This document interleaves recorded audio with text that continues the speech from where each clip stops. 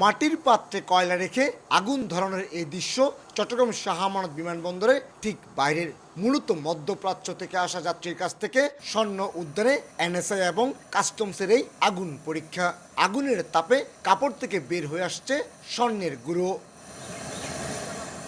সোমবার সকালে 3 যাত্রীর গতিবিধি সন্দেহজনক হয় এনএসআই এবং কাস্টমস কর্তৃপক্ষ তাদের আটক করে। প্রথমে তল্লাশি চালিয়ে তাদের কাছে সন্দেহজনক কিছুই পাওয়া যায়নি। পরবর্তীতে তাদের কাছে থাকা কম্বল মোড়ানো কয়েকটি পরনের কাপড় পাওয়া যায়। সে কাপড় পুড়িয়ে পাওয়া গেছে 1 কেজি ওজনের স্বর্ণের গুঁড়া। আটক 3 যাত্রীর মধ্যে মোবারক আলীর গ্রামের বাড়ি কক্সবাজারের চকরিয়া, নাজমুল হকের বাড়ি চট্টগ্রামের সাতকানিয়া এবং আনোয়ার শাহ সন্দ্বীপের বাসিন্দা। 3 জনই সকালে দুবাই থেকে বাংলাদেশ বিমানের BG-148 ফ্লাইটে চট্টগ্রাম এসেছিলেন।